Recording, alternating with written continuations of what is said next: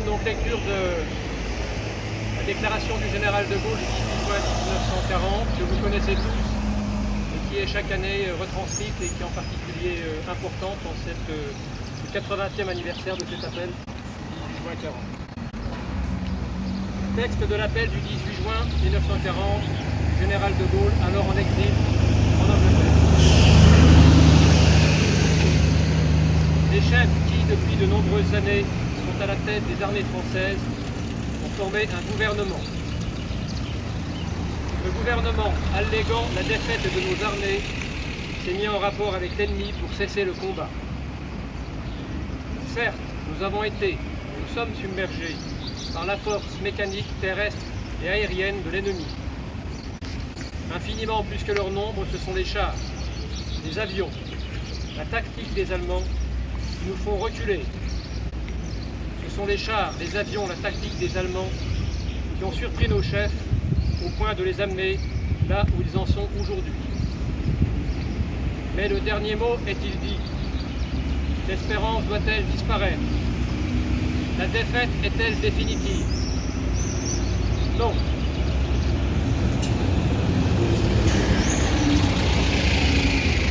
Croyez-moi, moi qui vous parle en connaissance de cause, et vous dis que rien n'est perdu pour la France, les mêmes moyens qui nous ont vaincus peuvent faire un jour venir la victoire. Car la France n'est pas seule, elle n'est pas seule, elle n'est pas seule. Elle a un vaste empire derrière elle. Elle peut faire bloc avec l'empire britannique qui tient la mer et continue la lutte. Elle peut, comme l'Angleterre, utiliser sans limite l'immense industrie des États-Unis. Cette guerre n'est pas limitée au territoire de notre malheureux pays. Cette guerre n'est pas tranchée par la bataille de France. Cette guerre est une guerre mondiale. Toutes les fautes, tous les retards, toutes les souffrances n'empêchent pas qu'il y a dans l'univers tous les moyens pour écraser un jour nos ennemis. Foudroyés aujourd'hui par la force mécanique, nous pourrons vaincre dans l'avenir par une force mécanique supérieure. Le destin du monde est là. Moi, général de Gaulle, actuellement à Londres, j'invite les officiers et les soldats français qui se trouvent en territoire britannique ou qui viendraient à s'y trouver, avec leurs armes ou sans leurs armes. J'invite les ingénieurs et les ouvriers spécialisés des industries d'armement qui se trouvent en territoire britannique ou qui viendraient à s'y trouver, à se mettre en rapport avec moi. Quoi qu'il arrive, la flamme de la résistance française ne doit pas s'éteindre et elle ne s'éteindra pas. Demain comme aujourd'hui, je parlerai à la radio de Londres.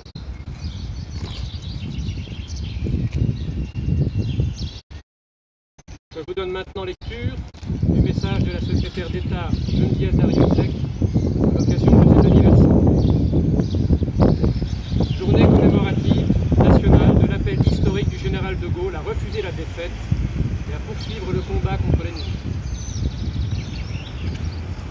Je m'apparaissais à moi-même, seul et démuni de tout, comme un homme au bord d'un océan qu'il prétendait franchir à la nage. Le 17 juin 1940, dans les airs, entre Bordeaux et Londres, Charles de Gaulle mesure l'ampleur de la tâche qui est devant lui, alors que la défaite de la France est consommée, que l'armistice est demandé, que l'esprit d'abandon a triomphé. En quittant le sol national, il choisit l'exception, il refuse l'abaissement. Sur les rives de la Tamise, rien ne l'attend, ni troupes, ni armes, ni navires, ni avions. En France, aucune organisation ne s'apprête à soutenir son action. Tout est abattu. Le Royaume-Uni offre à ce naufragé de la désolation la première de ses armes, les ondes de la BBC. Dans la matinée du 18 juin 1940, le général de Gaulle rédige des mots qui font corps avec notre histoire. Il est 18 h lorsqu'il les prononce. Dans la soirée, ces paroles irrévocables franchissent la Manche et sèment les graines de l'espérance. C'était l'appel du 18 juin, c'était il y a 80 ans, jour pour jour. Le général de Gaulle est la première fois à s'opposer publiquement à l'armistice et à expliquer pourquoi le combat doit se poursuivre. Il proclame que la défaite de la France n'est pas définitive, car cette guerre est une guerre mondiale. Il lance un cri de ralliement à destination des militaires, des spécialistes, des ingénieurs. Enfin, il conclut par un message d'espoir. Il allume ce flambeau de la résistance dont la flamme allait grandir sans jamais s'éteindre. L'appel du 18 juin n'est pas le texte d'un soir. Celle de la France libre, il est le début d'une épopée, celle de la France libre, puis de la France combattante. Peu l'ont entendu. Seuls quelques groupes déterminés et quelques vaillants solitaires rejoignent l'ombre. Ils sont l'avant-garde de ceux qui refusèrent l'asservissement. La France libre n'allait pas cesser de croître. Les Français combattants se sont distingués et ont partout porté les armes de la France.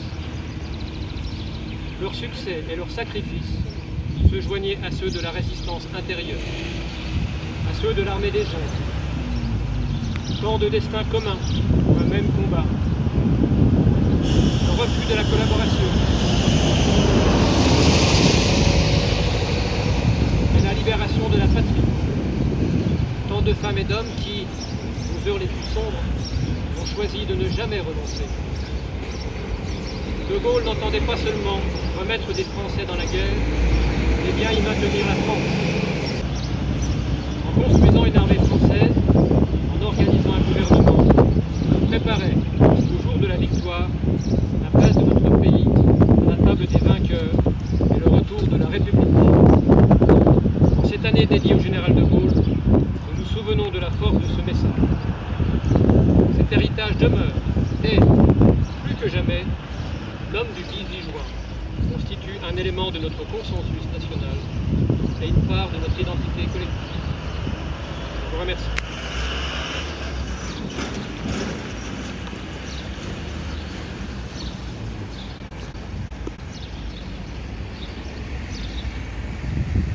Dépôt de Gers.